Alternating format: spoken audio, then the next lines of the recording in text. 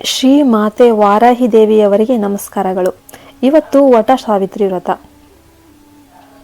ನಮ್ಮ ಮಹರ್ಷಿಗಳು ನಮ್ಮ ಕರ್ಮವನ್ನು ಹೀರಿಕೊಳ್ಳಲು ಅನೇಕ ಪೂಜೆಗಳು ಮತ್ತು ವ್ರತಗಳನ್ನು ನೀಡಿದ್ದಾರೆ. ಆದರೆ ಯಾವುದೇ ಪೂಜೆ ಅಥವಾ ವ್ರತವನ್ನಾದರೂ ನಿಯಮಾನುಸಾರ ಶುದ್ಧತೆಯಿಂದ ಹಾಗೂ ಆಚಾರ ಶೌಚಗಳನ್ನು ಪಾಲಿಸಿ ಮಾಡಬೇಕಾಗುತ್ತೆ. ಬಾಹ್ಯ ಶುದ್ಧಿ ಮಾತ್ರ ಅಲ್ಲ, ಅಂತಃಶುದ್ಧಿಯೂ ತುಂಬ ಅಗತ್ಯ. ಶುದ್ಧತೆಯಿಂದ ಮಾಡಿದರೆ ಯಾವುದೇ ಕಾರ್ಯವನ್ನಾದರೂ ಸಾಧಿಸಬಹುದು. ಇವತ್ತು ನಮ್ಮ ಸೌಭಾಗ್ಯಕ್ಕಾಗಿ ಮಾಡುವ ವಟ ಸಾವಿತ್ರಿ ವ್ರತ. ಉತ್ತರ ಭಾರತದವರ ಈ ವ್ರತವನ್ನು ಜ್ಯೇಷ್ಠ ಮಾಸದ ಅಮಾವಾಸ್ಯೆ ದಿನ ಮಾಡುತ್ತಾರೆ. ಆದರೆ ನಮ್ಮಲ್ಲಿ ಜ್ಯೇಷ್ಠ ಪೂರ್ಣಿಮೆಯಿಂದ ಮಾಡಲಾಗುತ್ತೆ. ಯಾರು ಈ ವ್ರತವನ್ನು ಆಚರಿಸ್ತಾರೋ ಅವರಿಗೆ ಸೌಭಾಗ್ಯ ಲಭಿಸುತ್ತದೆ, ಸಂತಾನ ಪ್ರಾಪ್ತಿಯಾಗುತ್ತದೆ, ಅವರು ಅಭಿವೃದ್ಧಿಯ ಕಡೆ ಸಾಗುತ್ತಾರೆ. ಅದಕ್ಕಿಂತಲೂ ಮುಖ್ಯವಾಗಿ ಲಕ್ಷ್ಮೀದೇವಿ ಮನೆಯಲ್ಲಿಗೆ ಬಂದು ವಾಸ ಮಾಡುತ್ತಾಳೆ.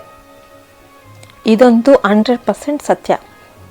ಈ ವ್ರತವನ್ನು ನಮ್ಮ ಮಹರ್ಷಿಗಳು ನೀಡಿದ್ದಾರೆ. ಮಹಾಭಾರತದ ಕಾಲದಿಂದಲೂ ಇದನ್ನು ಆಚರಿಸಲಾಗುತ್ತಿದೆ. ಈ ವ್ರತ ಮಾಡಿದವರ ಧೈರ್ಯವನ್ನು ಈ ಕಥೆಯ ಮೂಲಕ ತಿಳಿಯಬಹುದು. ಬೆಳಿಗ್ಗೆ ಬೇಗ ಎದ್ದು ಸ್ನಾನ ಮಾಡಿ ಮದುವೆಯಾದ ಹೆಂಗಸರು ಅಲಂಕರಿಸಿಕೊಂಡು ಮಡಿಯಿಂದ ಮರದ ಒಂದು ವಟ ವೃಕ್ಷ ಬಳಿ ಹೋಗಿ ಕೆಂಪು ಹಾಗೂ ಬಿಳಿ ದಾರಗಳನ್ನು ತೆಗೆದುಕೊಂಡು ಮರದ ಸುತ್ತಮುತ್ತ 3 ಬಾರಿ ಪ್ರದಕ್ಷಿಣೆ ಮಾಡಿ ಆ ದಾರವನ್ನು ಮರದ ಸುತ್ತ ಕಟ್ಟಿ ಮೊದಲಿಗೆ ನೀರನ್ನು ಸುರಿದು ನಮಸ್ಕರಿಸಿ ಮನೆಗೆ ಬಂದರೆ ಅದ್ಭುತಗಳು ಸಂಭವಿಸುತ್ತವೆ. ಅದ್ಭುತ ಹೇಗೆ ಸಂಭವಿಸುತ್ತದೆ ಎಂಬುದನ್ನು ಈ ಕತೆ ನಮಗೆ ತಿಳಿಸುತ್ತೆ. ಇದು ಬಹಳ ಶ್ರೇಷ್ಠವಾದ ವ್ರತ. ಆದ್ದರಿಂದ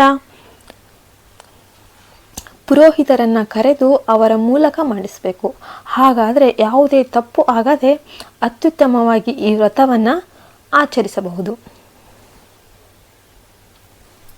ನಾವು ಈ ವ್ರತವನ್ನು ಸಕಾಲದಲ್ಲಿ ಮಾಡಲಾಗದಿದ್ರೂ ಈ ಕಥೆಯನ್ನು ಕೇಳಿದರೂ ಕೂಡ ಅದರ ಫಲ ಖಂಡಿತವಾಗಿಯೂ ನಮಗೆ ಲಭಿಸುತ್ತೆ.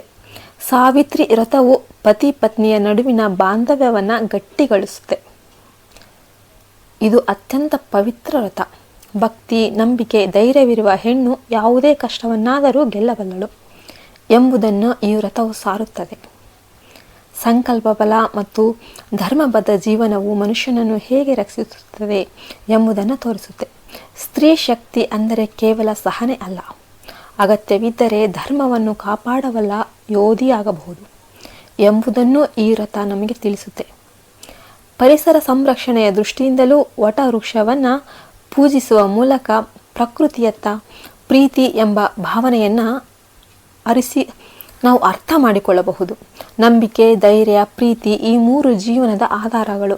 ಸಾವಿತ್ರಿ ಕಥೆ ನಮಗೆ ತಿಳಿಸಬೇಕಾದ ಒಂದು ನೀತಿ. ಒಂದು ಹೆಣ್ಣು ತನ್ನ ಕುಟುಂಬವನ್ನು ಹೇಗೆ ಕಾಪಾಡಬಲ್ಲಳು ಎಂಬುದನ್ನು ಈ ಕತೆ ನಮಗೆ ಹೇಳುತ್ತೆ. ಸ್ತ್ರೀಗೆ ಭೌತಿಕವಾಗಿ ಬಲ ಕಡಿಮೆ ಎನ್ನುತ್ತಾರೆ, ಆದರೆ ಆಧ್ಯಾತ್ಮಿಕವಾಗಿ ಹಾಗೂ ಮಾನಸಿಕವಾಗಿ ಅವಳು ಬಹಳ ಶಕ್ತಿವಂತಳಾಗಿರ್ತಾರೆ. ಆ ಬಲದಿಂದ ಯಾವುದೇ ಕೆಲಸವನ್ನಾದರೂ ಸಾಧಿಸಬಲ್ಲಳು. ಸ್ತ್ರೀ ಧರ್ಮ, ಪ್ರೀತಿ ಮತ್ತು ನಿಷ್ಠೆ ಇಲ್ಲದಿದ್ದರೆ ಸಂಬಂಧದ ಸೌಂದರ್ಯವಿಲ್ಲ. ಆ ಬಾಂಧವ್ಯವನ್ನು ಹೇಗೆ ಬೆಳೆಸಿಕೊಳ್ಳಬೇಕು ಎಂಬುದನ್ನು ಈ ಕತೆ ನಮಗೆ ತಿಳಿಸುತ್ತೆ. ಪ್ರೀತಿಯನ್ನು ಕೇವಲ ಮಾತುಗಳಲ್ಲಿ ಅಲ್ಲ, ನಿಷ್ಠೆಯಿಂದ ತೋರಿಸಬೇಕು ಎಂದು ವಟ ಸಾವಿತ್ರಿ ವ್ರತ ನಮಗೆ ತಿಳಿಸುತ್ತೆ. ಪ್ರೀತಿಗೆ ಶಾಶ್ವತ ಚಿಹ್ನೆಯಾಗಿ ಉಳಿದ ಕತೆ ಇದು. ಒಬ್ಬ ಹೆಣ್ಣು ತನ್ನ ಗಂಡನ ಪ್ರಾಣಗಳಿಗೆ ಮಾತ್ರವಲ್ಲ, ಧರ್ಮಕ್ಕೂ ಉಸಿರಾಗಬಲ್ಲಳು ಎಂಬುದನ್ನು ತೋರಿಸಿಕೊಟ್ಟ ಕತೆ ಇದು.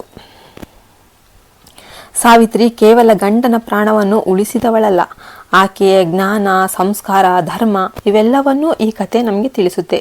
ಹೆಣ್ಣು ಹೇಗಿರಬೇಕು ಎಂಬುದನ್ನು ತೋರಿಸುತ್ತೆ.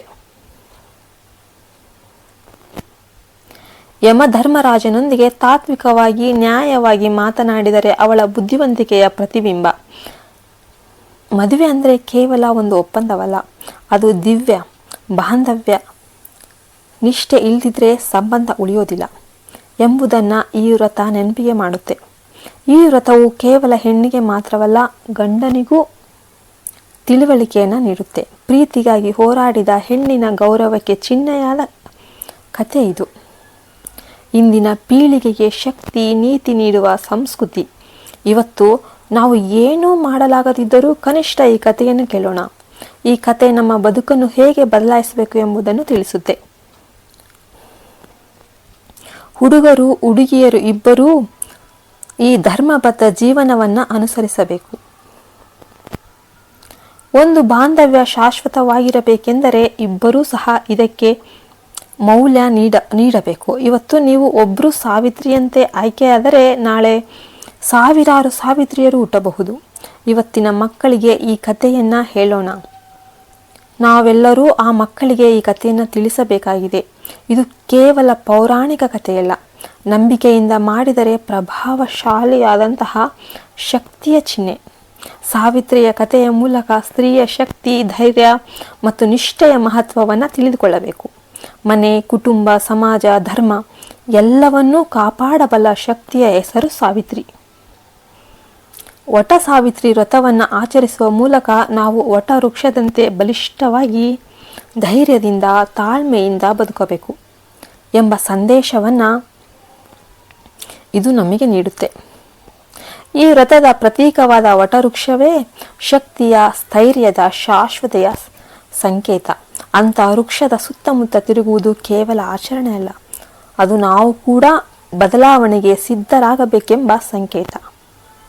ಆದ್ದರಿಂದಲೇ ಇಂತಹ ಮಹತ್ವದ ಕಥೆಗಳನ್ನು ಮಕ್ಕಳಿಗೆ ತಿಳಿಸಿಕೊಡೋಣ. ಸಂಸ್ಕೃತಿಯನ್ನು ಮುನ್ನಡೆಸಿಕೊಂಡು ಹೋಗೋಣ. ಹೆಣ್ಣು ಮಕ್ಕಳು ತಮ್ಮ ಬಲವನ್ನು ಅರಿಯಬೇಕು. ಗಂಡಸರು ಅವರ ಶಕ್ತಿಯನ್ನು ಗೌರವಿಸಬೇಕು. ಈ ರೀತಿ ಆಗಿದ್ರೆ ಕುಟುಂಬಗಳ ಬಾಂಧವ್ಯ ಇನ್ನೂ ಗಾಢವಾಗಿರುತ್ತದೆ. ಪ್ರೀತಿ, ಭಕ್ತಿ, ಧರ್ಮ ಇವು ಜೀವನದ ಅಡಿಪಾಯ. ಸಾವಿತ್ರಿಯಂತಹ ಹೆಣ್ಣು ಮಗಳಿಗೆ ನಮಸ್ಕಾರ. ಈ ವಟ ಸಾವಿತ್ರಿ ವ್ರತದ ವಿಶೇಷತೆಯನ್ನು ಎಲ್ಲರಿಗೂ ತಿಳಿಸಿ. ನಿಮ್ಮ ಮನೆಯ ಮಹಿಳೆಯರು ಇದನ್ನು ಆಚರಿಸುವಂತೆ ಪ್ರೇರಣೆಯಾಗಿರಿ. ಈ ಕತೆ ನಿಮಗೆ ಇಷ್ಟವಾಯಿತಾ? ಇಷ್ಟ ಆದರೆ ದಯವಿಟ್ಟು ಒಂದು ಲೈಕ್ ಮಾಡಿ, ಶೇರ್ ಮಾಡಿ ಮತ್ತು ಇಂತಹ ಧಾರ್ಮಿಕ ನೈತಿಕ ಕಥೆಗಳಿಗಾಗಿ ನಮ್ಮ ಚಾನಲನ್ನು ಸಬ್ಸ್ಕ್ರೈಬ್ ಮಾಡಿ. ಧನ್ಯವಾದಗಳು. ಜೈ ಹಿಂದ್, ಜೈ ಭಾರತ್ ಮಾತೆ.